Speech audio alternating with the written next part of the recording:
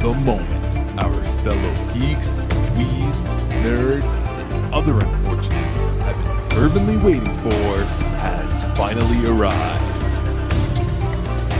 It's time for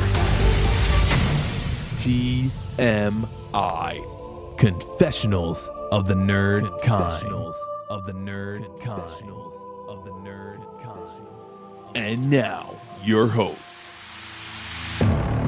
Jeff Nerf Herder Chandler and Jim Kaiju Baker.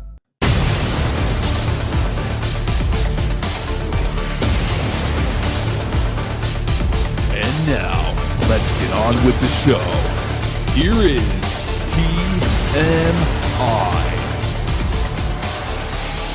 Happy Thanksgiving? Yes, happy Thanksgiving to you as well. Are you still in your pajamas? Yeah. I've got some leftovers here, and I'm ready to get into it. Nice. The parade's over, so turkey sandwich. That gobble can only mean one thing. That it's time for our annual MonsterFest here at TMI. Will we ever run out of monster movies? No. We will actually run out of movies that they used to actually play on Thanksgiving, but this is just an excuse for us to talk about monster movies. Oh, hell yeah. This is our second annual? Second annual. So last year we did King Kong versus Godzilla and Godzilla versus the Smog Monster, which is my favorite of all the Godzilla movies. We're coming down a notch for me with today's Godzilla film. You're not alone. There seems to be a lot of people who think that, especially when we get into the second one, the Megalon is pretty low on the Godzilla poll. Yeah, and it has many detractors in terms of Godzilla fans. And I cannot imagine somebody that has no indoctrination into the Godzilla series starting with Megalon. They would never watch a second of another Godzilla movie. I don't know about that. I will tell you. So my son, who's been weaned on Godzilla movies, I was watching this Saturday morning, curled up on the couch, my coffee and my notes, and he comes flying out of the bedroom. This kid doesn't normally wake up until 12 o'clock. He's 17, so obviously he's got a world of his own now. He comes flying out of his bedroom. He goes, "Are you watching Godzilla?" And then he came down, curled up on the couch next to me, and he's like commentary, the big fight at the end. He's like, "Oh, that's fire! Look what he's doing." And I'm like, "You've seen this movie 100 times," but he's completely invested. So I love it. Yep. Well, that's what happens to me when I watch these.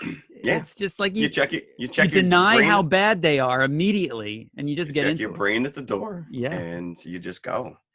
Now, I can't really say the same about our first feature, which is a classic. Nobody could deny it, that King Kong is one of the pillars of cinema.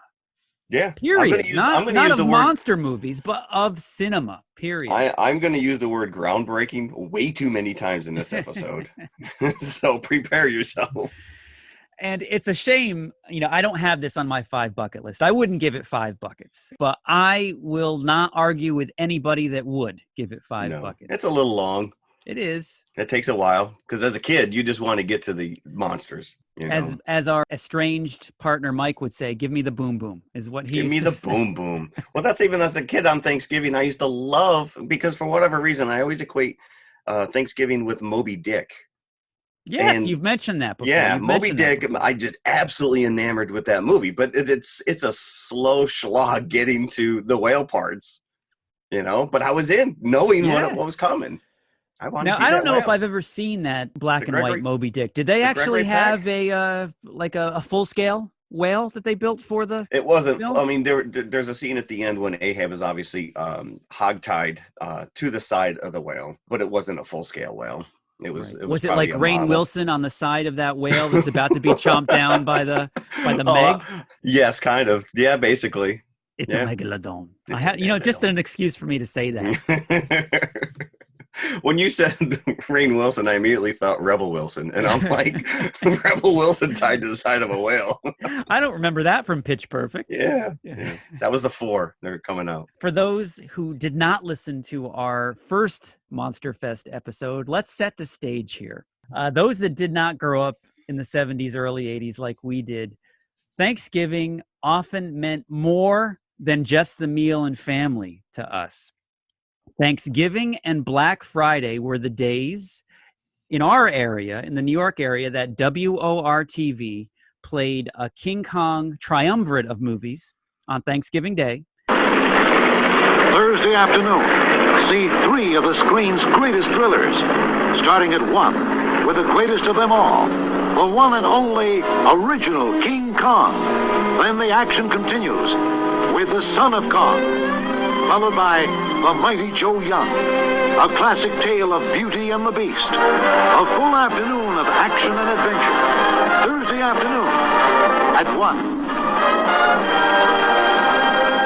And on Black Friday, they played a triumvirate of Godzilla movies. So this tradition ran from 1976 right up until 1985, I think the last year was that they did it.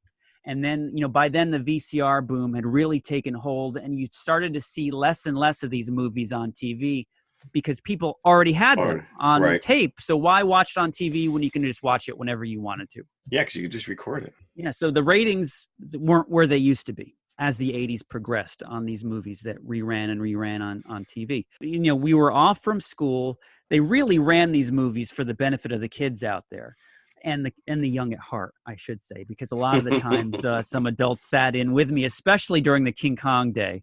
They sat right down and watched it with me. My uncle, my father, anybody that was just sitting there recovering from the Thanksgiving dinner. They were just in a turkey comatose.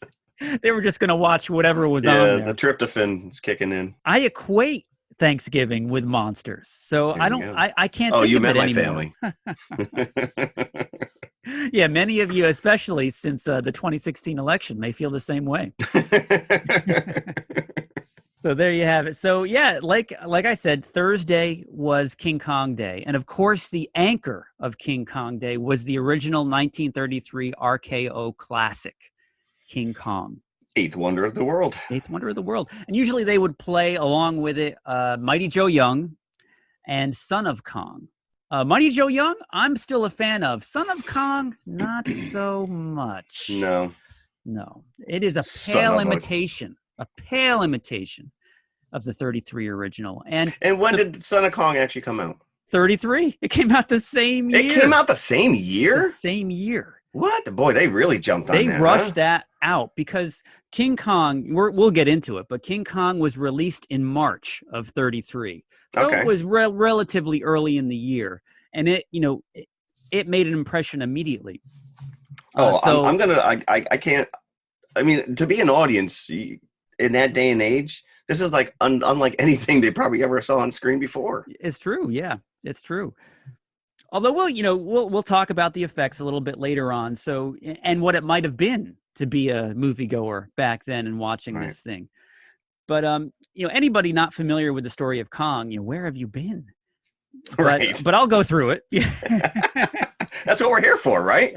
So we get the 3 main players here. Carl Denham, played by Jack Black in the not in the 1933 version. Yeah, I was going to say, if your only point of reference is the Peter Jackson 2005, which listen, don't get me wrong, it was enjoyable, I liked it, but we didn't really need it. But why? Yeah, right. Just like the Tim Burton Willy Wonka. Why? Yes, right. Yeah, I feel like this movie just, for whatever reason, people need to remake it every 30, 40 years. Yeah, they feel like they can do it better with the technology of the day. Because the 76. The 76 has its charms. Yeah, oh, absolutely. Yeah, I'm not going to detract. I'm not going to take away anything from it. But this movie stands on its own. This is just especially the technical achievement. So go ahead. We're getting ahead of ourselves a little bit. As you were saying before the boom boom happens, you have to have the setup of the story, which does take a little bit. It takes a long time. It takes its time to get there. Right. But you've got Carl Denham, who is a rogue movie director, and he likes to film jungle epics. So he goes to different exotic locales and he films the wildlife, very much in the vein of Marion C. Cooper, who actually directed King Kong. Well, that's what I'm going to get at, which is these 2 guys who wrote and directed this, Marion Cooper and Shodzak. Is that how you pronounce his last name? Yeah, it's like Bill Sienkiewicz. You never know how to pronounce this guy's name. Right.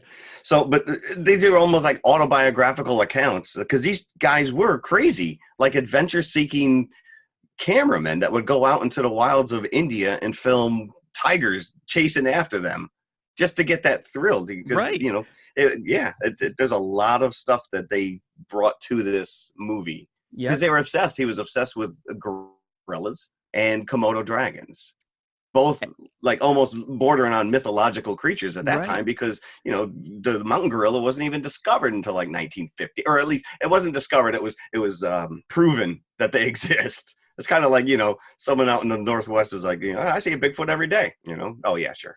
These guys were nuts. It wasn't like they were adapting a story that existed. They came up with a story based on themselves, write what you know, right? So they wrote something based around. So the Carl Denham character is very much, I think, autobiographical. Yeah. So he's looking to make the ultimate jungle picture. And he's got some intel of this secret island that's out in the South Atlantic, was it? South, it was kind of like, it was a long way away. It was a long way away. In the Pacific somewhere. Just very much like Cooper was often maligned for not having romance in his movies, he wrote that into King Kong as well, where Denham's looking for a leading lady because his pictures are always criticized for not having romance. I mean, literally, like you said, write what you know. It's crazy. So they're about to, because the insurance companies are going to be cracking down on him because he's got all these explosives on the boat and the crew doesn't know what he needs these explosives for.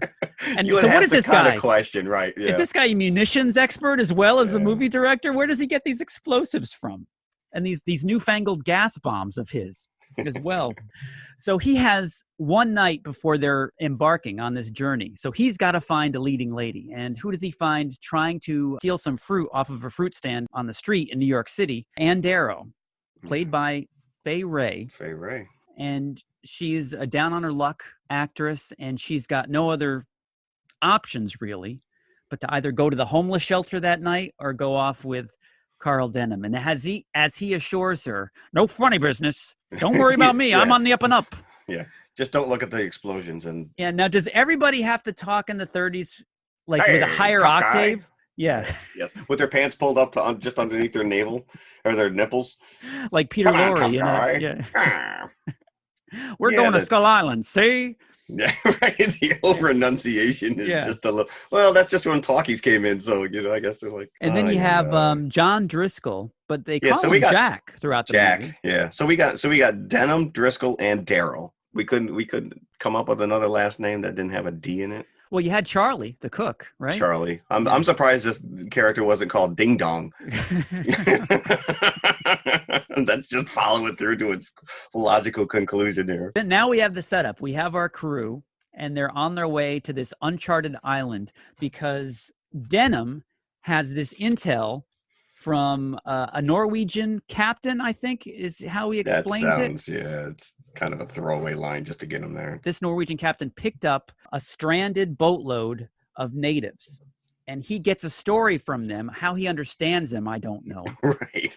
But he figures out from their story where their island is. They just know that there's an island out there that nobody has seen at this point. Yeah. There was like this mystic. It was on no charts. Yep. So, of course, you know, then we have on the way to the island, this famous scene where Denham is directing Fay Wray on the ship, and he's directing her that she's looking up into the air at something horrible, which is probably the same direction that Cooper's giving her whenever she had to look at Kong, right? And she's pretty convincingly emoting joy, terror, all in one fell swoop right in front of our eyes. You wonder how she went so unemployed. So there you have the setup. They're on their way to... Now, I don't know if they ever actually call it Skull Island. They refer to it as Skull Mountain. That's a good question because we know it is Skull Island. It's been drilled into us. I want to say, well, in the 76, it actually looked like it. When on the map, it actually looked like a skull, didn't it? Yeah. But in this case, it was just the mountain itself that was a skull. And when they approach the island, they get past the fog bank and they can see the wall from the water, which never was the case with the 76 version, but I think they repeated that in the Jackson version as well. So you get the impression that the natives are on the beach side of the wall, and then the rest of the island is Kong. So they're really sequestered to this tiny little part of the island. Like, dude, you can have that part. We'll just stay right here on the beach. Now, here's where the thing gets really impressive because, you know, these are map paintings that you're looking at from the ship's point of view. So this is where the artistry of this type of thing comes into play in cinema, which is repeated again and again and again, like going right up to Star Wars and everything else, the art of the matte painting. Yeah, this is some deep canvas stuff going on here, because you have multi-layered glass paintings in the foreground, then you got your live action shots, you know, with your set pieces and your characters, and then like you said, now you have like either rear projection or you have additional matte paintings in the background. So they're taking little space and making it look massive. It's very, very impressive. And speaking of massive, the practical set that they built for the wall, which looks, and I believe it was a practical built wall, a full-size wall that opens, doors open and close, the log pulls back. Yeah, I was going to say, that's a massive log you got to. And I think there was some forced perspective, because if you look at it, the set kind of tapers up. You go upstairs, and then you go up another set of stairs, and then you're at the base of the wall. So it looks higher than it actually is. Some of the sets were reused from this movie that all three of them were in previously, which was called The Most Dangerous Game. Yes, that was the movie previous to this, right? Right. That was, which Cabot, Armstrong, and Ray were all in. It's like, we're just going to steal those guys. The setup is that Carl Denham and crew finds the island. They go ashore, and they spy on the natives doing this ritual dance, which we later find out they have picked a bride among themselves to sacrifice to Kong. And apparently they do this, I don't know, annually. Kong. I would be doing it weekly, to be honest with you. You stay over there, dude. So they get a load of Anne, the golden girl, and they want her for Kong. This might be, the chance of a lifetime. Well, they never have to give him anybody again after this. Yeah, they probably never seen it. Do you know that was her decision to dye her hair blonde? She was a natural brunette. No, I did not. It was her decision, because she thought that would contrast against the darkness of Kong's fur. Right? Look at her taking control. She shows up on set. They're like, no. Believe me, it's going to work. It's going to work. And yes, exactly. So they make it back to the ship. They manage to talk them out of it. So they slowly back away from the natives as Carl Denham is grinning maniacally at them. Right. Like, friend. They make it back to the ship, and Anne gets kidnapped by a canoe full of natives. They have not let this idea go. They want her for Kong. Hell yeah. Right. And they get her. So, and they get her, they bring her back to the village. They tie her up to the posts just as a way to get her into Kong's hand. They tie her up with posts. When Kong makes his appearance and he takes her off of that bridal altar, he actually unravels with his finger one of those posts that they used to tie her up with, and she falls off the altar. So he has to bend down to pick her up, which gives a nice edit in there, because when he actually picks her up, she falls out of frame. Yeah. Yep. She becomes a little clay model. It's a nice transition, but it's just a practical way of getting the live action Anne out of the frame. So he bends down, picks up the clay model, and walks off. We're gonna dig into this, because the production value and the special effects, which Willis O'Brien, who we haven't even really talked about yet, like, he was making this crap up as he went. Like, he was just inventing ways. He had already been playing around with stop motion beforehand. Do you know Thomas Edison actually financed his earlier movies? No. Now, The Lost World was an earlier movie. The Lost World, I think, was 1925, but he was working on this idea called creation. And a lot of these characters and these dinosaurs, he had already started filming for this movie Creation. And then when Cooper and Shadzak came across him, said, you got to come and work on our movie. And he actually signed off on this creation, stopped working on it altogether. But he took a lot of the stuff that he had already designed and created and thought through in some of these action sequences and brought them into Kong. Now, do we know what the plot of Creation would have been? Yes. As a matter of fact, there's an elaborate, probably about a 12, 15-minute storyboard on the DVD that I have. Okay. That laid out, and it really did kind of play out like The Land That Time Forgot, where you got a boat, people end up in a submarine, come up inside an inactive volcano that's now populated with dinosaurs, and they are confronted with all these different fights with Triceratops and T-Rex and all this other stuff. So by the end they make it off the island kind of a thing, but there was no Kong character. It was all like dinosaurs. But yeah, I mean, I guess he had been working on this for years, and budgetary reasons, it just took him, like, the T-Rex fight in this alone took 7 weeks to film, which is crazy. Well, you figure you're doing 100. It takes 150 hours just to film 1 minute worth of film of stop motion animation. the patience that is required to do this. Yeah. I think the last one what is it? Leica just did Missing Link, and that's all old school stop motion animation. I mean, obviously we now have computer cameras that can track back or whatever, but really the technology has not changed in 90 years. No, it hasn't. But just imagine. You have to remember what movement you made. You can't go back and rewatch it back then. No, and you have to redo the whole thing if you screw up, right? So and you, like you just said, you don't know that you screwed up until you watch the final of what you've done during the day. Yeah, and a lot of this, like you said, the scenes where it's interacting with live action. Either he's already filmed those animated, and then the characters are just the actors are reacting to what they're seeing on screen, or it's done in post-production where you don't know if it matches up until you get the film back. So it's just unbelievable to me, and just like the faith. Especially these early days of this effect, where the faith that this crew has in whoever's, whether it be Willis O'Brien or Cooper, that this is going to hold together once it's done. Yeah, the studio, because like all this painstaking work is going to mean something at the end of it, right? And think about the fact that this character is so you're invested because he does have a personality. He does, like, you empathize with him after a while, but it's a special effect. And it's not beating you over the head like the Jackson version does and the De Laurentiis version does, where you're kind of programmed into feeling for this character, but you're not given that here. No, he is a monstrous beast in this, but he wins you over despite the fact that he's a monster. Yeah. And that's completely on O'Brien. Putting that personality, even like the T-Rex scene where after he rips its mouth open and then he goes back and he just starts playing with the jaw. He's flipping the jaw, like little stupid stuff like that. Yeah. It doesn't drive the story, but it drives the character. He's got a personality. Yeah.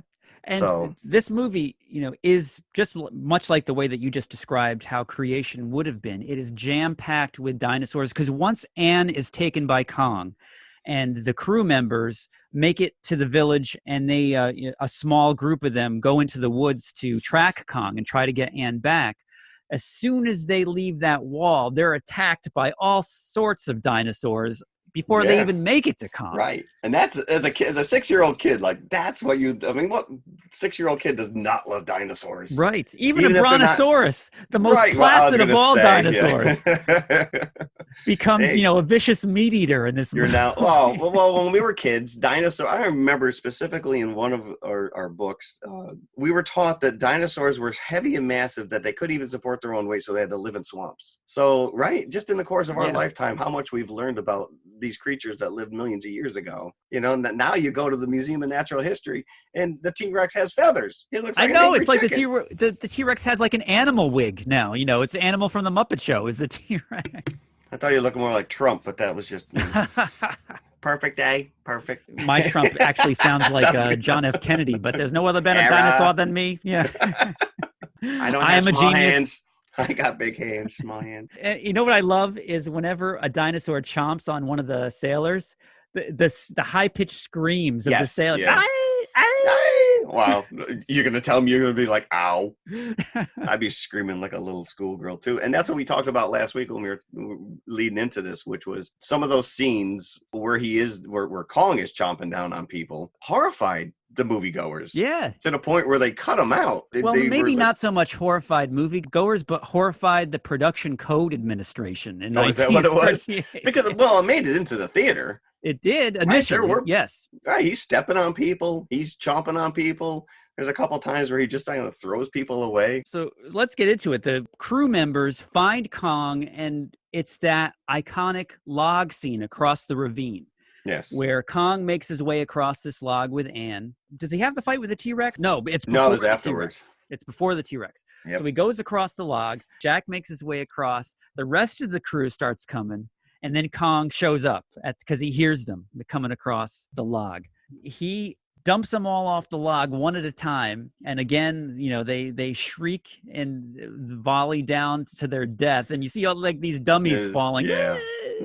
around, flipping, hitting. Yeah. and they all, except for Denham, because he doesn't make it across the log, so he goes and runs back to the wall. Talking about stuff that got cut out of the movie, when they all fall down the ravine, that's where the spider pit scene was. It is the stuff of legend, the spider pit scene. Nobody's really sure if it was filmed and cut, if it was only filmed partially, if they just made models for it, because nobody has found this footage. What happens is the sailors fall and they are attacked by 4 or 5 creatures, one of them being a giant spider. And apparently it was so horrific or shocking that it was cut from the movie. All this stuff where Kong chomps down on heads and grinds people into the dirt stayed, but the spider pit sequence was cut out. Now, I've read things that a little bit later on saying, well, it wasn't really that horrific. It stopped the story, and that's why they cut it out. Gotcha. Just to keep things moving along. Oh, so but then Peter Jackson went out of his way to kind of give us that in his version. He did, and in my DVD of the 33 King Kong, Jackson is obsessed with this spider pit sequence. Right. He relates a story of reading a copy, probably the 60s or 70s, of Famous Monsters.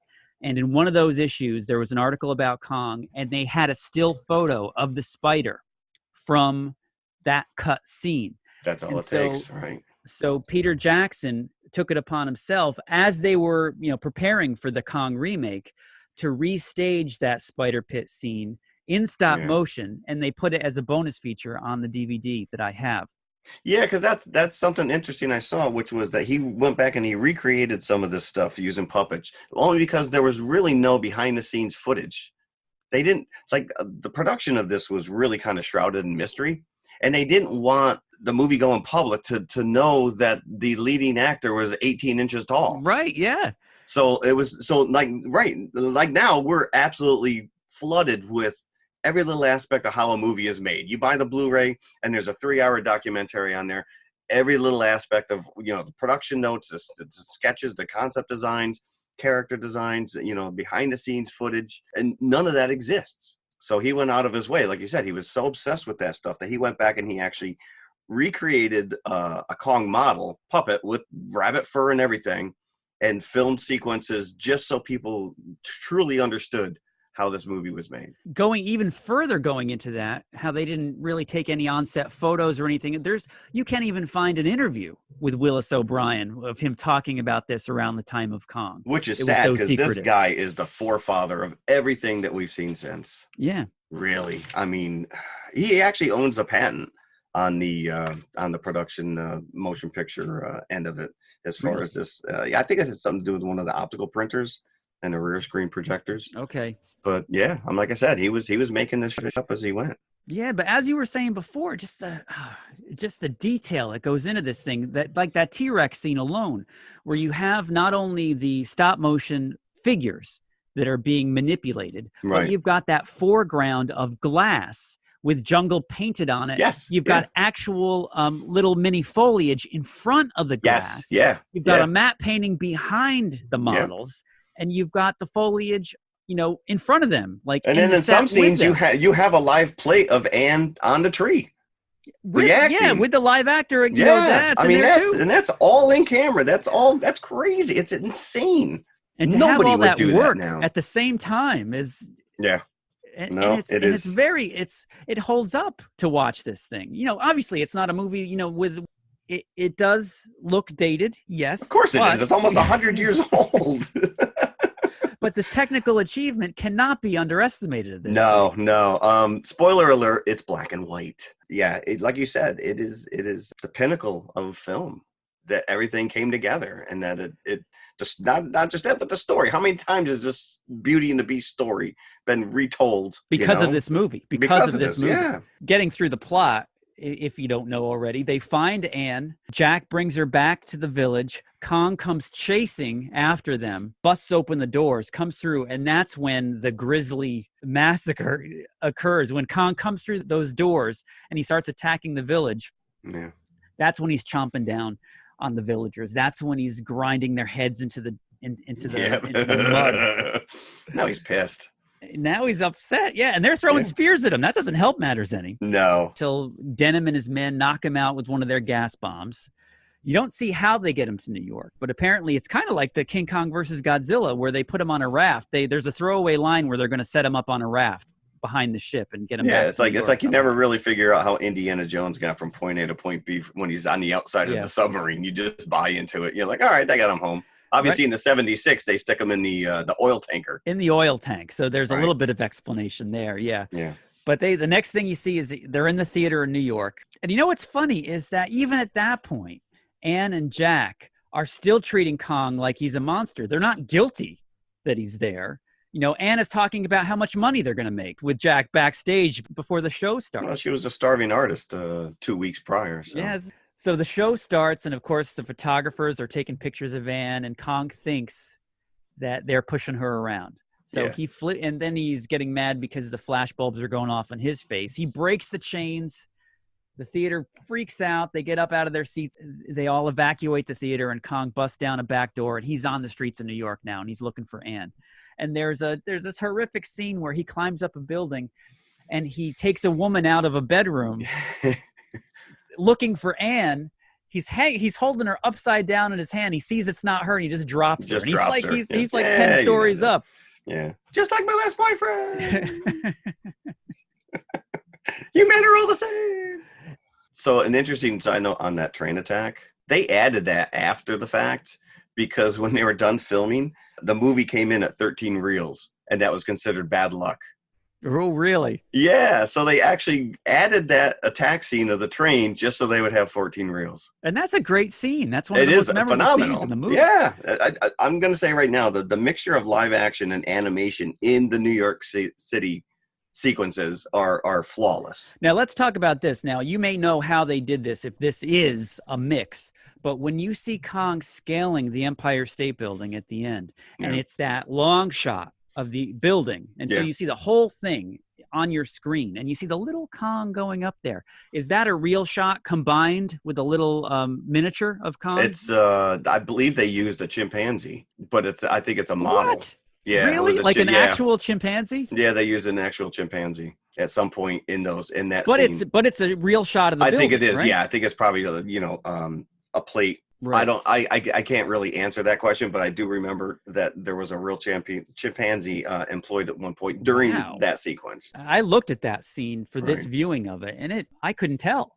You know, it is, like I said, it's flawless. Because when you're in the jungle, you can cheat stuff because we know what a jungle looks like, but it can be anything. It could be, trees and branches. But when you're in the city, this is all physical stuff that you and I see every day. You know, the people in the audience. So to have him wander in the streets, kicking over garbage cans, and like you said, climbing up into the 7 train and pulling it off the tracks, and intercut with people inside the train as he's tipping it back and forth, and they're falling out the window. So again, you got the rear projection of the people running away or falling. It is amazing. It really is a technological. And the scene at the very end when the biplanes come. And that's where the emotion really hits you, because there's the surging Max Steiner score going on underneath all this.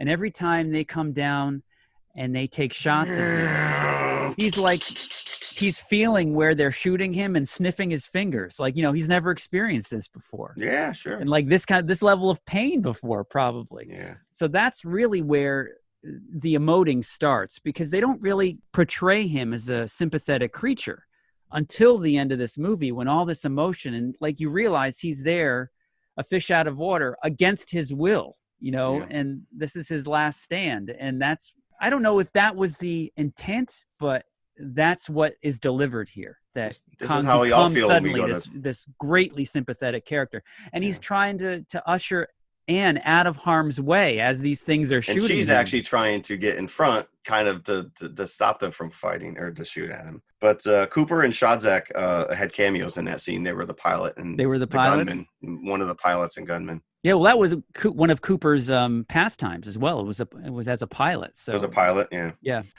You mentioned before about the artistry of moving this puppet one minute little spot at a time, taking a picture, moving it again, taking a picture. And one of the studio execs was infuriated because he's like, you can see O'Brien's fingernail, whenever he touches the fur, it mushes up. So as you're moving this thing, his fur is kind of all over the place. Yeah, It's an like imp- you it's can a- like without seeing the actual fingers, you can see where like His fingers the were. indentations of the Right. fingers are manipulating the model. Yeah, and it's just indicative of the art process. There's really nothing you can do about it. And one of the studio execs was like, "This is a nightmare." I mean, you can tell This that looks like thing garbage. Yeah. This look like. And then a review came out, and the guy was like, "This thing is so lifelike. You can actually see the muscles rippling underneath his fur." And after that, the guy's like, "All right, I'm shutting my mouth." And it does actually give that impression when you Yeah. watch it. You know, you Right. don't think that there's fingers moving. It looks like his fur is moving, like as Right. he's Yeah. in motion. There's nothing more I can say about this movie. Yeah, and some of the bonus features on my disc, it kind of reveals what the skeletal armature of this stop motion figure looks like. And one of the modern day FX experts talking about the armature, and he goes into this explanation of, if you look at the hands and the fingers of this model, how the knuckles all move just like a human finger and hand would. You can't go to the hardware store and say, give me a little armature finger. You got to make it from scratch. Yeah. The skull had to be molded. There was like a metal skull, a gorilla skull under this armature. So you had the bare bones of this metal skeleton, and then they pad that up with cotton around the arms and the torso and the legs to build up the muscle tone under the skin. So, because he can't be heavy. So Kong is ripped, and it's all cotton underneath of his skin. He's so cottony soft, Kong. But they also made a life-size hand and a head, because those the big shots head, were, as they call it. Yeah, the big head, where they had people in his mouth. And you can see it doesn't match up exactly the way it looks in the model, but, it's seamless in the movie itself. But I was reading, what fascinates me is they had that big head prop. They actually put it in the Grauman's Theater for the premiere. So the big head was there. Right. And apparently the big head is what they use whenever you'd see close-ups of Kong chomping down on the villagers. Right. And it was all manual. It was manually operated. So whenever you see the big head and the eyes moving and then the mouth going, it's guys behind it, doing all that manually. None of it was animatronic. Like I said, so look at Jabba the Hutt. 50 years later, that's how they manipulate him. There was 3 guys inside that suit. One's moving the head, one's moving the tail, one's moving an arm. And apparently 2 of these Kong 18-inch armatures still exist. One is owned by Peter Jackson. That's crazy. The other sold at auction in 2009 for about $200,000. Now, I would have thought that I would actually have gone for more. I agree with you on that. But the big head, I think, is lost to time. I read that that's long gone. Who knows what happened to that over the years? How great would that be when you go to that motion picture museum and there it is when you walk in the door? I know, and you can actually take your picture in the mouth. Maybe they'll do that with Bruce, the shark. So now let's talk a little bit about the code. Now, this was the precursor of the ratings board, I guess, in the 30s. Now, pre-1934, they call this the pre-code era, where there was a lot of sexual innuendo, nudity. If you ever watch one of those early Tarzan movies, there's one in particular, I forget what the name of it was, but there's like a pretty lengthy naked Jane swim scene. Oh, in really? This movie that is just shocking because it's... I might have to look that up. Was Cheetah sitting on the Cheetah shore? was doing something else. In mid-1934, the year after Kong premiered, the Production Code Administration formed. It was their task to stamp out immorality in movies. So in order for movies to get released, they would have to remove this kind of questionable stuff from their films before it actually came out. So that's why these scenes that were in the initial release where Kong's biting down on villagers, when he's stomping them into the ground, Suddenly when Anne is getting stripped by Kong, those scenes were no longer in the movie in the 1938 re-release. Which is too bad. And now they were thought to be lost to time for years, for decades after that. So when Kong was released in 42, 46, 52, and then 1956 was its final theatrical re-release, and then it was sold to TV. Those scenes never were in any of those subsequent releases. And they were found again, I think, in 69. Yeah, I think it was the 50th anniversary. Yeah. There was a UK print, I think, that they found where the whole thing was uncut. And that's went back into circulation at that time in the 70s. So yeah, that's impressive. I mean, think about the fact, they had to mail out or ship out the film reels to the different movie houses. Yes. Every time. So to get all those back and have someone manually go in and cut those frames, right? Yeah, and whoever did, this was, again, on the bonus features, but whoever did that job actually took the frames home with them. And that's how they found them in 1969. They found the full UK cut a little bit later into the 70s. But the guy kept them. So he had the negatives of that stuff that got clipped out. All this rumor and legend has grown up around the story of King Kong, which is a legend in itself. There's not enough that you can say about this movie, how it influenced filmmakers. Yeah. From day one. Yeah, and like I said, to be a moviegoer, to be thrown to just be presented with this, I mean, it had to have been mind-boggling. Like it was an experience. It's like, we got to go see this again. Right. Now, I can't imagine even back then, like watching this and thinking it was real, No, but it's unlike anything you've ever seen. It is unlike anything you've ever seen. You talk about one of the first, Edison filmings where he's just showing a film of the train coming into frame and people are getting up and running out of the theater because they think it's a real train coming at them. Like people were just like that. Oh my God, I don't know. Don't take my picture. You're going to steal my soul. It was a new technology that they just were unaware of. And these guys took it. What's funny, I get this vision in my head of a silent movie of people in a theater, like getting up and trampling over each other to get out as they're playing that dastardly piano music in the background. Then you see the title card, "Get out of my way, there's a train coming." And King Kong was the highlight of Thursday, definitely. Hearing stories from people that are old enough to have seen this during one of its initial runs, who were just completely affected by it. It very much sounds like us seeing Star Wars for the first time. Right. That this is, in their estimation, probably the movie that changed their life.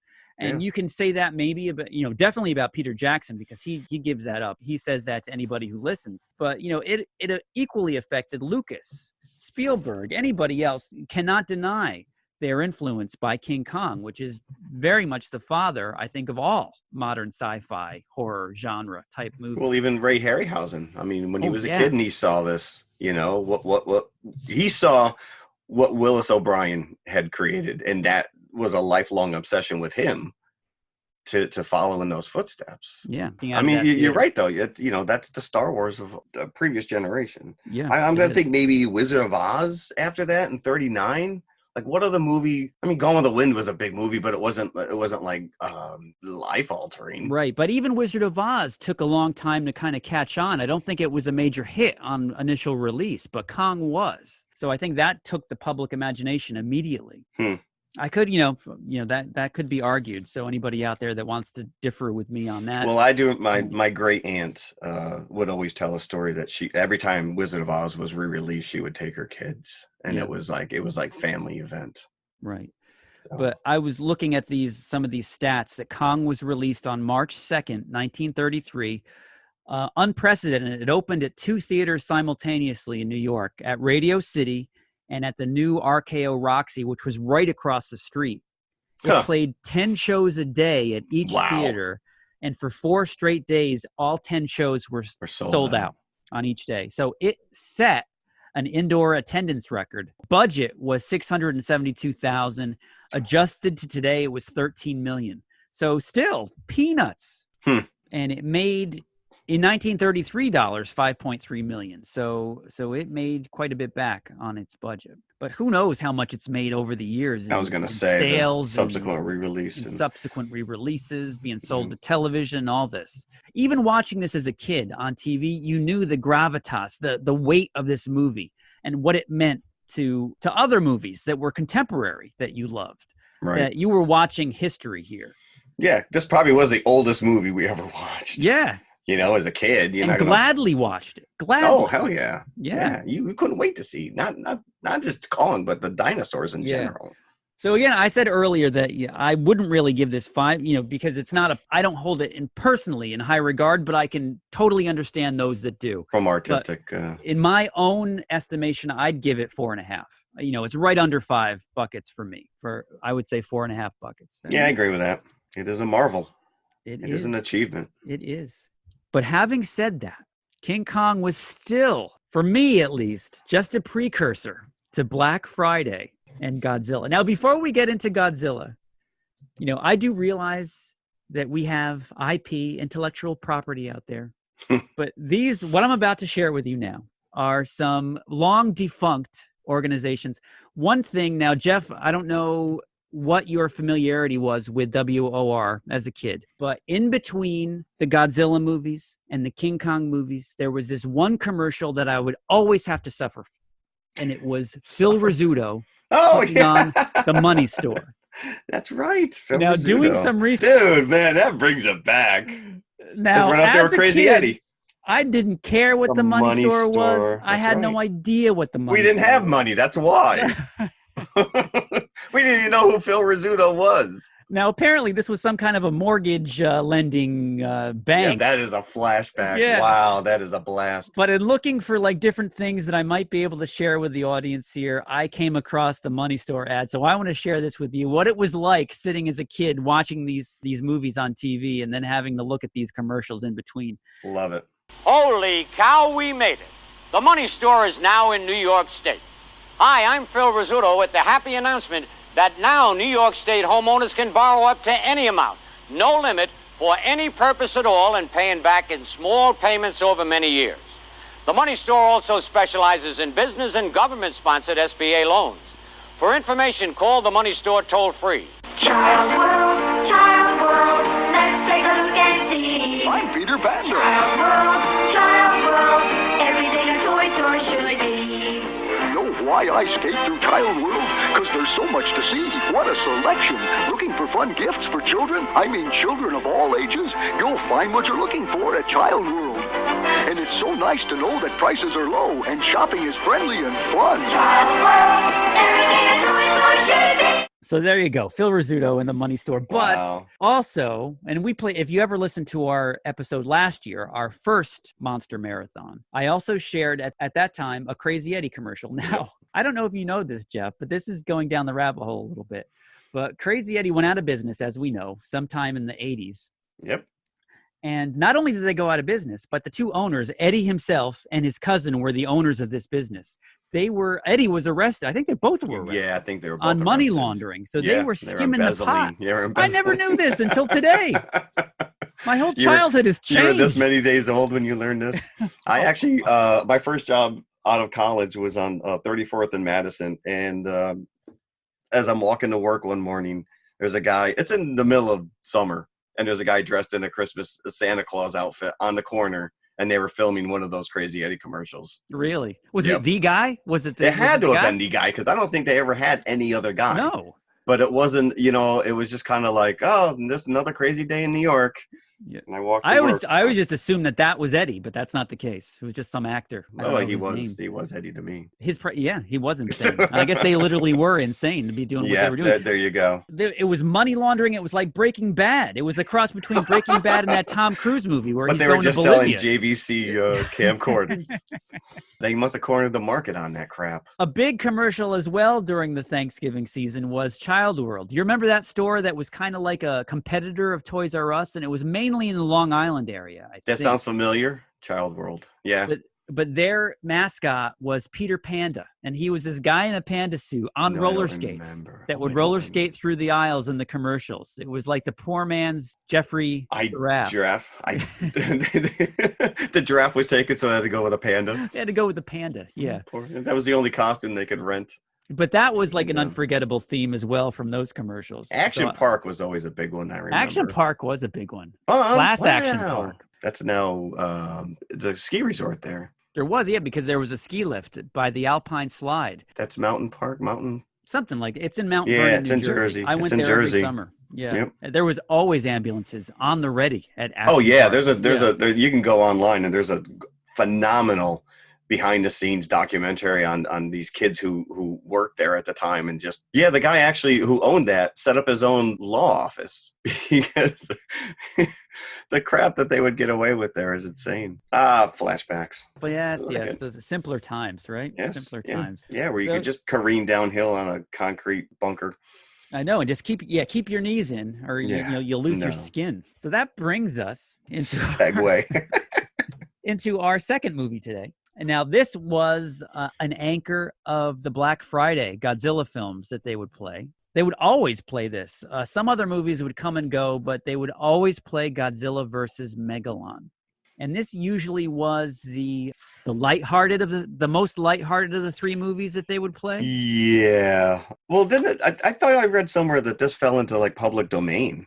At one It did point. for a while. The American version did until Toho got the rights back at some point. So that's probably late why they 80s. ran the hell out of it. Yeah, always. It was, and for the longest time, it was all these nickel and dime companies would put it out on VHS as well. So you would see a million different versions of this on the store shelves whenever you'd go and look in the Godzilla section at one point in the 80s. But yeah, Godzilla versus Megalon was usually the middle movie that they would play on the day after Thanksgiving. The day would end with Godzilla versus the Smog Monster, a somber, serious meditation, if you will, on the dangers of pollution. But you got this little lighthearted romp. Which we never learned from, by the way. Yeah, we never did. It just got worse. Yeah. I think we need a Hedra to come clean us up. That'd be awesome. So yeah, but then before that played, you got Godzilla versus Megalon. This was the movie, I think, more so than any other Godzilla movie that splits fans down the middle. Now, yeah, all you have to do is go to IMDb. There's a fair amount of people who say this is pretty much bottom of the barrel for a Godzilla flick. Yeah, now this is like watching an episode of Power Rangers almost, especially with the introduction of there's Jet some Jaguar. serious WWF movements going on before the WWF probably even existed. Now, this is the 13th in the Godzilla series. Which is not crazy. A lucky 13. Not a lucky 13. No, there you go. Yeah. Well, it wasn't even set out to be a Godzilla movie, right? No. The beginnings of this movie lie in a contest that Toho held for elementary school kids. Which I found fascinating. Yeah, for them to design their own character. Yep. Now, I don't know if they were looking for a robot or if that's just happens to be the character that won this contest. He just stole Ultraman. Yeah, that's basically what this kid's design was. Right. Now, he called it Red Arone. So he won, his design won. I've never actually seen, I was looking on Google for anything that was actually out there, this kid's drawing, but I couldn't find a thing. No, that's too bad. So his drawing won, and when the kid was actually brought to Toho and he saw the actual suit, he got very upset because it resembled in no way, shape, or form what his drawing was. He went on to be a famous director. That's not what I wanted. It's not my original intent.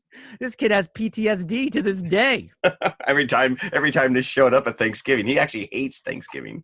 So now showing that movie again. So the robot existed as Red Arone. Apparently, in some promotional spots about this contest, they made a suit up which looked more like a cross between Megalon and Jet Jaguar, because it was a robot that has those classic yellow, blue, and red Jet Jaguar colors, but it has wings and it has like a bug's head. It's a very bizarre thing. And that really morphed into Jet Jaguar that you finally see in the Megalon. So I would love to see this kid's drawing, to see how far they veered away from it. So if they could even say that this was based on a kid's, this winning kid's thing, who knows? That's pretty cool. Do you know what he won? I mean, I have no idea. Other than the fact that he gets credit. Did he even get credit? I don't know. That would be... If I read Japanese, I would. That's true. I'd know, that's true. Yeah. There was no subtitles on the. And credits. I doubt the American distributor bothered with very much in the way of credits. Cinema shares when it was released. But yeah, it came out. The movie eventually, and Jeff, I think you mentioned just now that it originally was not going to be a Godzilla movie. Yeah. It was just going to be based on this character that won this contest, which eventually became Jet Jaguar. But after they saw the studio executives saw some photos of the suit, they were looking at storyboards. It was going to be Jet Jaguar against this Megalon character, and that was it. It was just going to be those two giant titans, if you will. But they didn't think it was strong enough. So they brought in the two from the previous movie, Godzilla and Gigan, as well, and made it a tag team battle. So hence Godzilla versus Megalon rather than Jet Jaguar versus Megalon. So you pronounce it Gigan, not Gigan? Gigan is actually how they pronounce it in the movie. Gigan and Gigan. Gigan, yeah. Gigan. So released in Japan in March 1973, it was the first of all the original Godzilla movies to not make 1 million yen in the movie theater.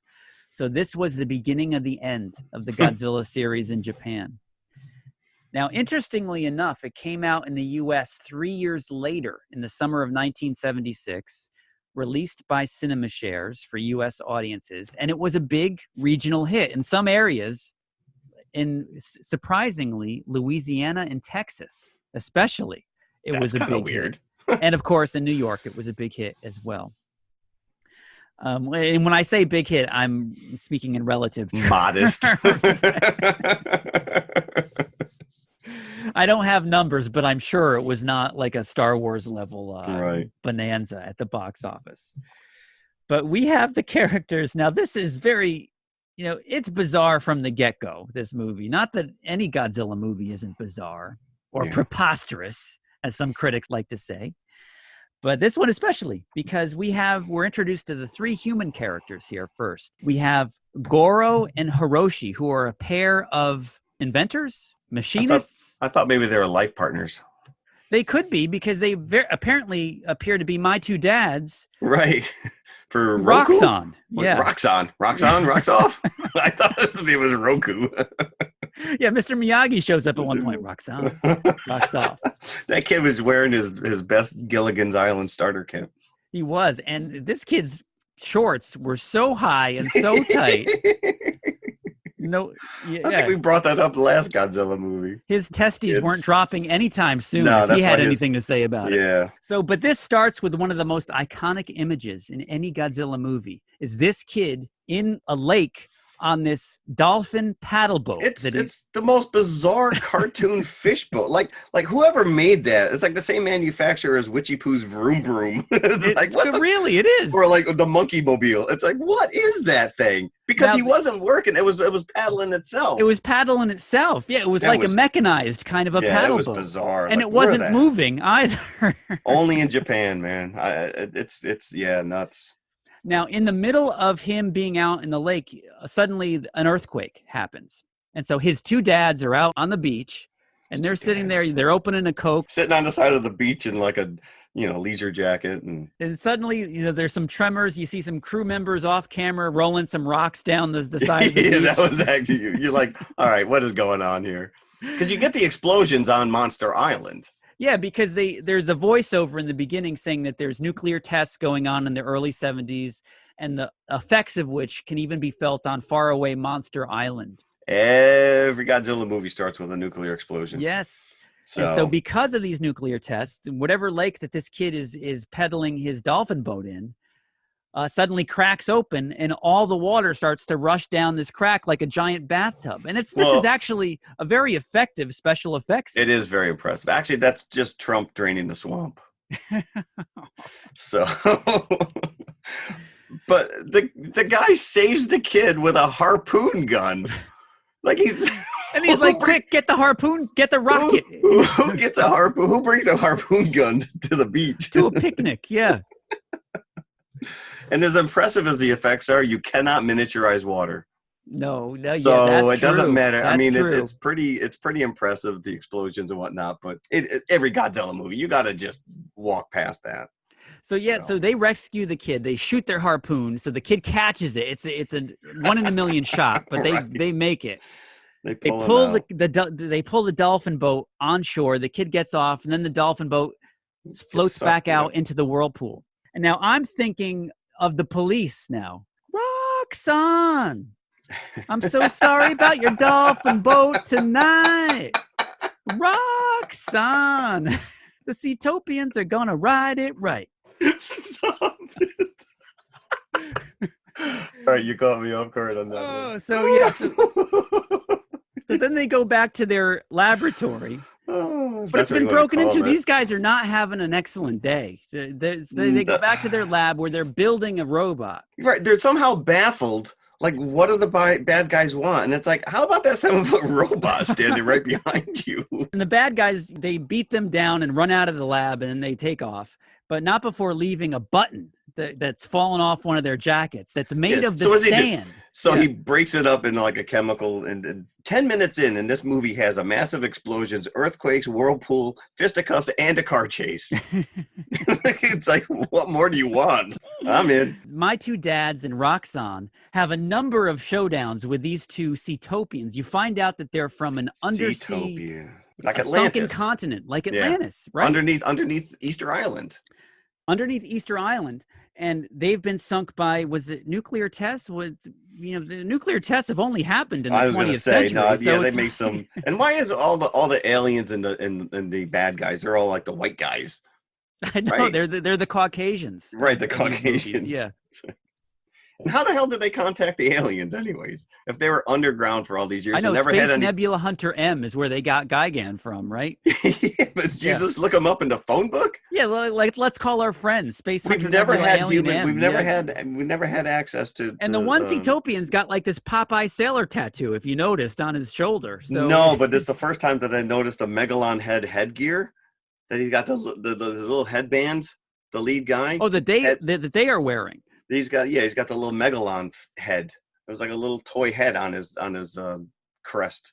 Now, and I'm convinced that this is where the Wachowski got the idea for their underground rave, is from the Seatopians here, because they're running around in slow motion and they're doing their Megalon dance. It's very bizarre with all that 70s and this music. Is the only time you see a woman in this entire movie. It is, yeah, because My Two Dads, right? There's no mom for this rock song. Yeah. And then so now they've got access to Megalon, and he's talking to him like my mom used to try and wake me up to go to school. Like, get up, Megalon! Come on, get up, Megalon! Wake up, Megalon! He wakes up, and you know what Megalon does? You know, when he's not marauding above shore, I don't know. You know, he's just hanging out. He's hanging out down in the lower maybe depths. Like he helps them with excavation projects down below. Who knows? Because he's got those drill bit hands, so those come in handy. Right, and so those drill bit hands are awesome because he's zooming around underground. But when he's fighting Godzilla, he never uses them to try to drill it into his chest. No, he doesn't. Like, dude, you got two giant drills right there. He just likes to he claps them together. And Gigan's buzzsaw never comes into play. No, either, I noticed that. In his stomach, which it did come into play in the previous movie, but for some reason they didn't have the budget to make that effect happen in Megalon. Yeah, and they get kidnapped, right? So the kid gets kidnapped. All these machinations are just a way to get the four monsters together at the end of the movie. But before that, some King Kong level edits happened to this movie as well before it opened in the U.S. The American distributor, CinemaShares, wanted a G rating. And there were some scenes in here, and they're very clumsy edits if you watch the actual CinemaShares version, which was the only thing available for many years. There's a little scene of swearing. There's a scene where they actually kidnap Roxanne, the two Seatopians, to get back into the laboratory where Jet Jaguar is. They kidnap Roxanne, and at gunpoint, they hold him. So he's knocking on the door to get back in the lab, and they're looking at him in the camera. They think, oh, it's Roxanne. Let's open the door. And then in come the Seatopians, and they gotcha. But when they grab Roxanne, before they actually set him up to get him into the lab, they pretty violently grab him off of his bike. And and suppress. You see the guy like choking him, and like Homer Simpson choking out Bart in the back of his car. Oh, you! But in the G-rated version, you only see them like driving up to him on his little buggy that he's got, and you don't actually see him getting kidnapped. You just assume that that's what happened. So that scene is cut out. And a few others of violence a little bit later on. I was going to say, I think at this point in the movie, every major character gets knocked out at least once. Yeah. At one point, the kid, he goes, I reckon they mean to kill us. I'm like, the drama queen. And how many times this kid yells out, Jet Jaguar! Jet Jaguar! And then we get into car chase number 2. Car chase, down many, many stairs. Yeah, he's chasing him to a cliff, to a construction site. Like, there's just, what is going on here? And it's the same sound effect that they use whenever Megalon bangs his drill bit hands together. There's the same sound effect when the car's going down the stairs. I noticed that they recycle that quite a few times in this movie. Yep. But like you said, 13 movies in, they have to just be reusing footage from all these other movies. Like they are right. Because I'm like, how many times can you film fleeing citizens or our army convoy coming in? So you just reuse that crap. I was reading that there's no less than 6 previous Godzilla movies that they use stock footage from in this movie. Including, I guess, there was one scene, and I was looking for it, and I did not see it, which was there was one scene from War of the Gargantuans. Yes, when Megalon is being shot at by the lasers, those big satellite dish lasers that they have on the back of those trucks. Yeah. Okay. That is a direct lift from War of the Gargantuans. Oh, I got the impression that it was a scene like you could actually see the Gargantuan like hiding behind a tree. Well, no, it is the scene from the Gargantua's movie where they're shooting at the Gargantua and he's Right. running behind but you can't actually make out that it's the Gargantua. I thought like for some reason the Gargantuan was in this movie for like one scene. No. Oh, gotcha. No, he was not. You also know that there was some nudity in this movie, right? There's at one point the Cetopians hire out like a Drivers. U-Haul truck. Right. And so they put Roxxon and one of his 2 dads in the back of the truck. And they hire these 2 guys to go dump the truck into the river or whatever. Yep. And so in the cab of the truck, they've got like Playboy centerfolds, pinups in the back, which then that got cut out of the G-rated version as well. And that's the famous scene. So Megalon comes to the surface because he's awoken by the Cetopians, and they want Megalon to destroy the surface people so they stop doing their nuclear tests. That's basically what the plot of the movie is. It's a plot of every movie. And the Cetopians want Jet Jaguar because they want Jet Jaguar to lead Megalon. You to can't all just the tell Megalon destinations. how to get that. You can't just tell Megalon to go to Tokyo. Yeah, Like so you have to steal the robot to show him where to go. so apparently Megalon has no purpose without Jet Jaguar. You know, Yeah, he's just up there going, no. Now what do I do? What so do I do already, now? because in this movie, this is one of the points of the detractors is that the movie is so kid friendly. Even the bad guy monsters pose very little threat, even before Godzilla shows up. That's why they want Jet Jaguar, to show Megalon where to go. Yeah, that was a nice touch when he comes up on the surface. He shakes off all the red dirt, the dust. Oh yeah, Because he was underneath. Yeah, he's a cool. I like him. Megalon. He is a very nicely designed character. A giant cockroach. That's basically what he is. Yeah. That spits out the fireballs. Fire meatballs. And then he swallows one. How come it didn't blow up in his mouth? Well, it did cause him quite a bit of indigestion. If you saw the smoke but coming they out were of his, they were exploding everywhere else. They were. Like in the third act of this movie, they regain control of Jet Jaguar. Because he just happened to make some little. Oh, by the way, I have this medallion. I had the 70s medallion. Yeah. In case some bad guys get into my facility and take over Jet Jaguar, I can override it. Jet Jaguar, stop. Jet Jaguar, go get Godzilla. So that's what Jet Jaguar does. He stops leading Megalon and he goes and he flies off to Monster Island to get Godzilla. And now Megalon is aimless. He's hopping to and fro and back and forth. He doesn't know what to do. What do I do now? What do I do now? Someone give me the script. And so Jet Jaguar makes it to Monster Island, communicates with Godzilla via hand signals as if he's operating at the airport. And this is like you said, this is like straight up Power Ranger stuff. It is. Jet Jaguar takes off. Godzilla follows him, but takes his time getting to the battle. Godzilla takes about a quarter of the movie swimming to get to the battle. Jet Jaguar makes it back much quicker than Godzilla does, programs himself to grow as large as Megalon is. Which is just, it's like, what? It's like, oh, by the way, yeah, he programmed himself for survival. I programmed that into him. It's like, if that was the case, wouldn't he have overridden the alien control? You would think so, yeah. Right? And how does he get dizzy? He's a robot. Just like, there are so many, oh my God. So he gets as big as Megalon, and there's a little one-on-one battle for a bit between Megalon and Jet Jaguar. And you see what that movie may have been like if they didn't bring Godzilla into it. Yeah. So thankfully they did bring Godzilla into it. Just for those drop kicks alone. Yeah. So there's a few nice karate chops that Jet Jaguar gets in on Megalon. Shortly after that, Gigan shows up from Space Hunter Nebula M. And Roxxon recognizes him. Oh, look Gigan come! How the hell do you know who that is? Well, he was in the previous movie, Godzilla vs. Gigan. So there is. I guess the kid was a fan. Yeah, maybe the kid, just like in the kid in Godzilla versus the Smog Monster, it's That very is true. meta. He They've did- got toys of Godzilla and That's all of his true. enemies Yep. out there. So, Yep. so he knows who this guy is. So Gigan shows up and they start to double team on Jet Jaguar. Yeah, this is off the ropes WWF. Oh yeah.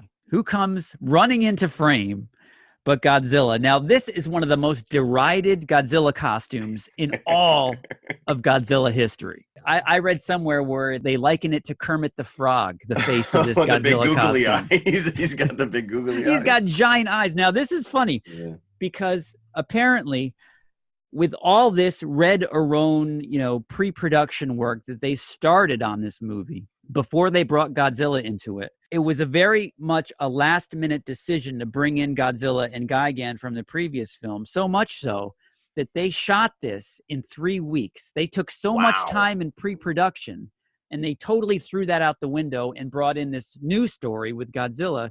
They really put it together hastily. They had no time to perfect the eyes on the Godzilla suit, so there's no movement on the eyes. If you notice, that's why they're so big and bug-like, almost like Baby Yoda's eyes. So we get into the tag team portion of this battle. So Godzilla cleans house right away. There's this one moment where they have them on the ropes, where Gigan and Megalon, they create a ring of fire around Jet Jaguar and Godzilla. Godzilla suit was on fire. There was at one point his head was on fire. Yeah. Oh my God, the suit. Save the suit. That's all right. And they kept the shot in the movie. It does look pretty good, actually. It looked pretty cool that his head is on fire.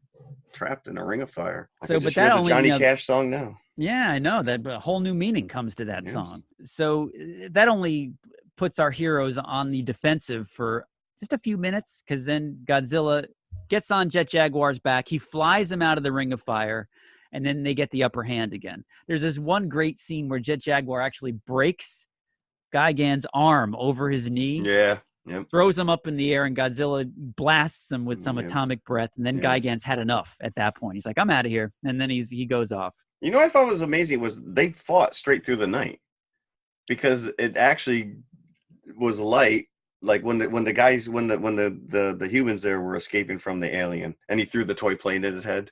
Yes. Yep. And then when they got to the scene, night falls, and then all of a sudden it's daybreak, and it's like they fought straight through the night, and they're just standing there watching the whole night through. Yeah. Yeah, basically. Roxanne stayed up way past his bedtime. Oh to yeah. watch this thing. Yeah. So then, as you alluded to before, Jeff, after Gigan leaves, Megalon is now double teamed by Jet Jaguar and Godzilla. And that leads up to the most epic drop kick ever captured on film. It's just so unbelievable. This massive Godzilla flying like at a horizontal, his tail's with his tail dragging on the ground. Not once, but twice. Twice. Now, what would you say is more ridiculous, this drop kick or him flying in Godzilla versus the Smog Monster? I want to say this drop kick. It is out there. It is out there. It's just inconceivable. He was a kid. And this became part of the permanent opening titles of Mystery Science Theater, this drop kick. You can't do any better than that. No, I will say that the sound stages that they use to film these things have got to be massive. I know in some of these shots, with just especially the skyline that they make of the clouds. Right. I mean, I know they're painting on walls and they're extending, but it's still, I mean, it's got to be pretty impressive. As the movies wore on into the 70s, they stopped having their battles with cities as the background, and they were cities became the countryside, because apparently they didn't have it in the budget to build the city to destroy anymore. So it's probably much more economical just to build hills and trees. Yep. And dirt. And it's always fun to tear a tree out of the ground and shove it into your opponent's shove it down mouth. your opponent's throat. Yes, exactly. Yes. So of course the Megalon's had enough after those drop kicks, and after Godzilla picks up the empty suit and slams it down a few times. Empty suit. It's so obvious. His arms are flopping. And that's where the Megalon shoots out his last atomic meatball, and Godzilla throws it right back. And Jet Jaguar throws it back into his mouth. Atomic meatball. I like it. And then Megalon's had enough, and then, flops his way back into the hole, and then Seatopia, close the entrance. Yeah, they just happen to have, like, he just drilled above ground. They got explosives just waiting to. Yeah, but they're still down there. They're not licked yet. They're waiting for their return. Yeah, they are. Seatopia. They've got another dance sequence. So you know that an early draft of the script was called Godzilla versus the Megalon brothers? The Megalon brothers. We like to refer to ourselves as bros. I am Mega. He's Lon. Nice. Now, again, this was released by Cinema Shares, summer of '76. It is the first time I was aware that a Godzilla movie was actually released in a theater as a kid. I didn't see this as a kid in the theater. I don't think it played around here. But I remember seeing the commercials on PIX and the New York stations. The ultimate battle, Godzilla versus Megalon.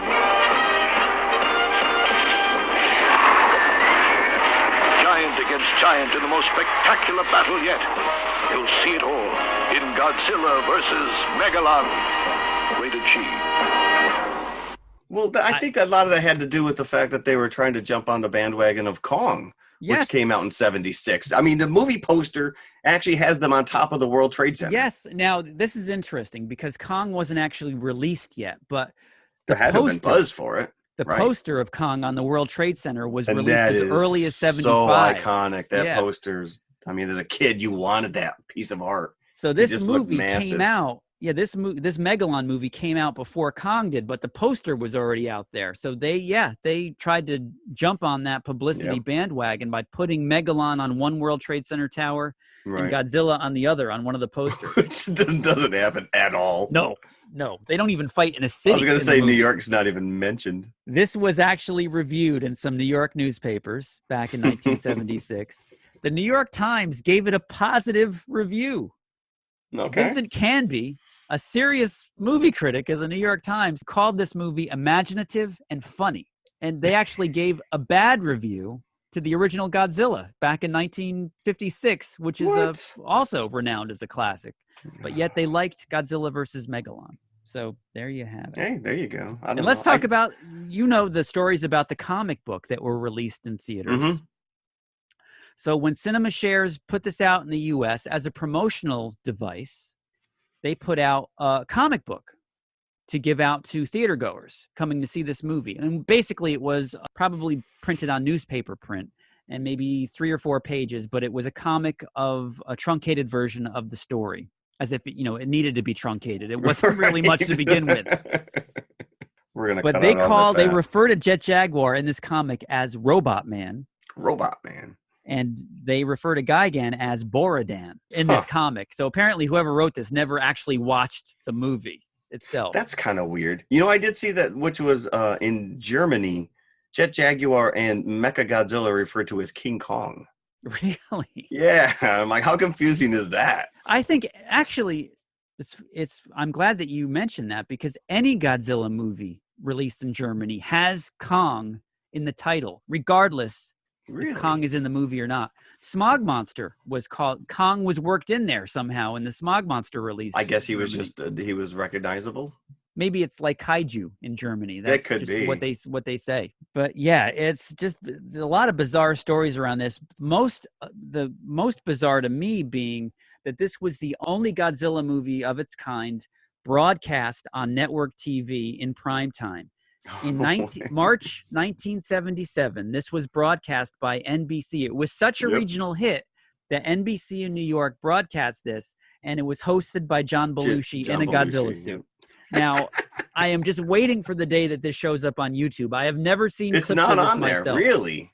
Yeah. I'm surprised. It's not on there, but it was broadcast once. It was edited down to 48 minutes so they could run it for an hour with commercials. So it's just a fight.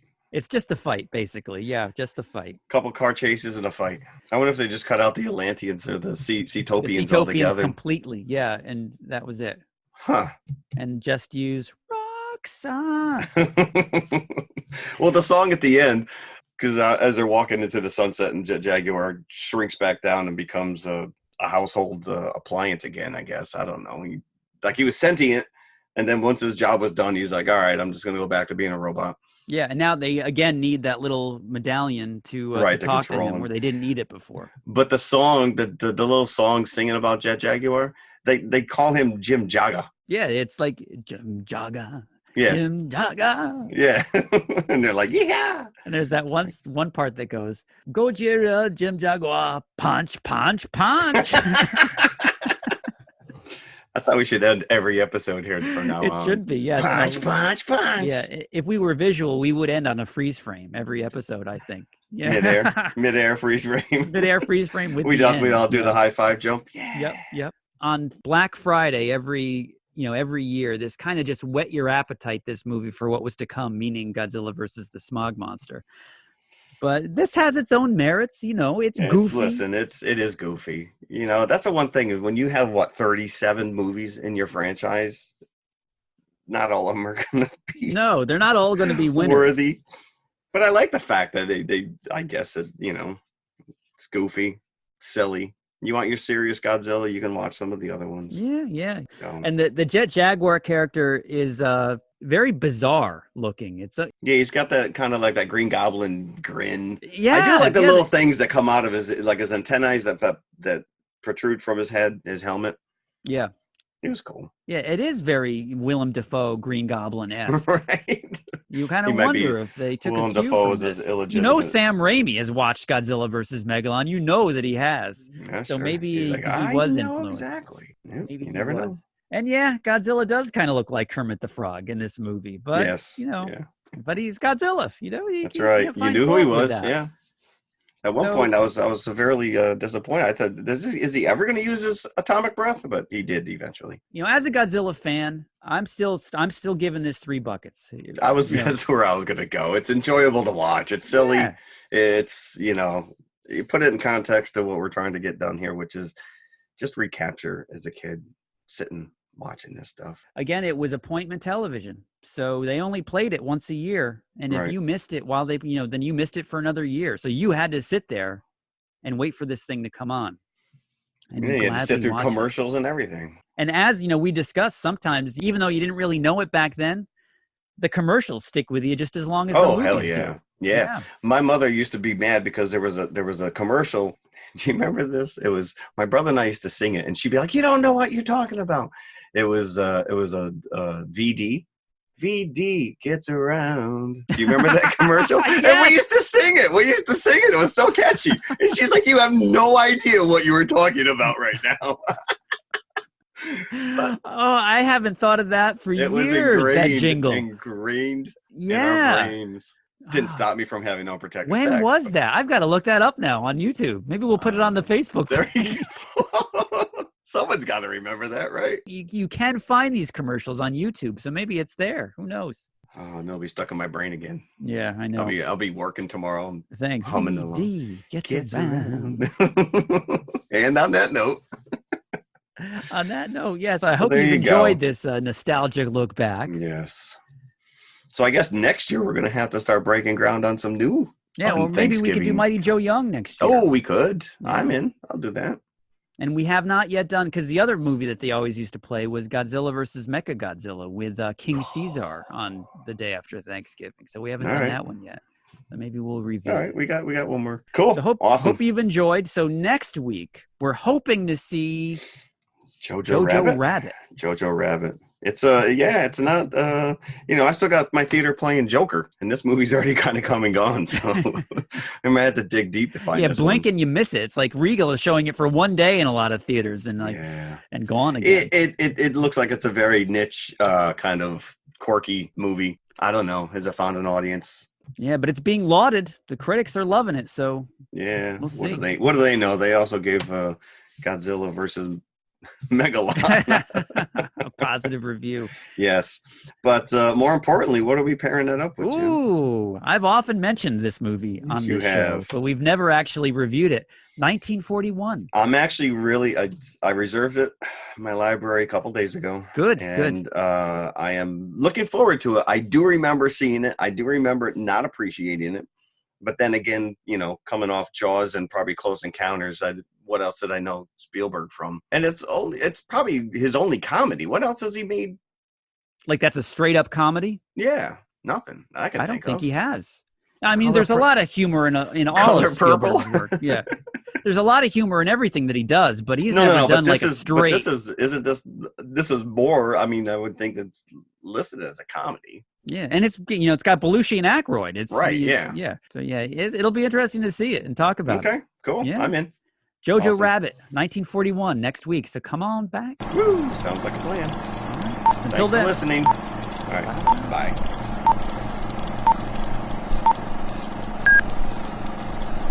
Roxanne, I'm so sorry about your dolphin boat tonight. Roxanne, the Seatopians are gonna ride it right. Stop it.